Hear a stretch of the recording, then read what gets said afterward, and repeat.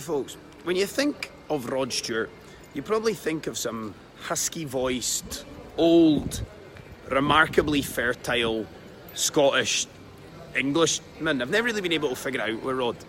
But Rod Stewart has a very, very dark secret that he doesn't want you or his 16 kids to know about.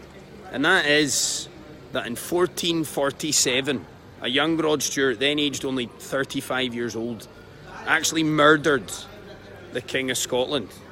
February 1447, Sir Robert Stewart, Rod, broke into the King's bedchambers at Blackfriars Priory in Perth, tore up the floorboards and climbed into a drain where James I was hiding, and he stabbed him repeatedly, all because the King had apparently said that he looks a wee bit like Ur Willie, and, well, probably because he was a Rangers fan as well.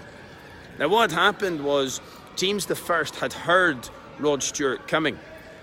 He could hear the terrible sound of his voice, and he ducked down into a drain to try and escape the awful sound.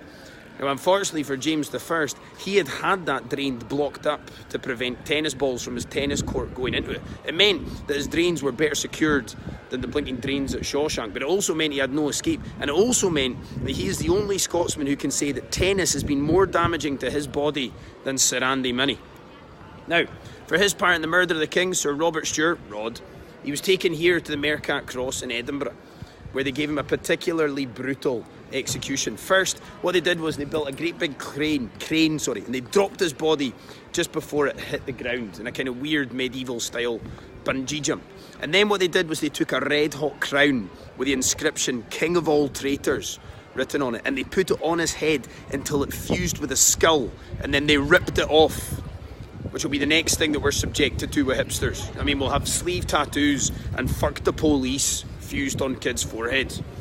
Then, what they did was they stripped Sir Robert Stewart naked, tied him to a hurdle and dragged him down the high street, which, to be fair, is pretty standard here in Edinburgh for a Saturday night stag do.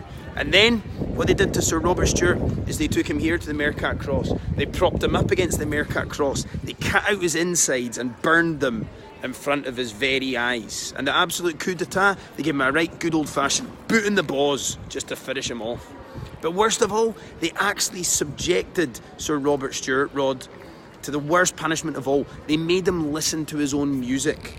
And after the 10th rendition of "We Are Sailing," they finally took mercy on Rod. They chopped off his head, put it on a pike here at the Tollbooth prison in Edinburgh. His limbs were hacked off and sent to Stirling, Dundee, Perth and Aberdeen, where they were then deep fat fried and served in the local chip shops.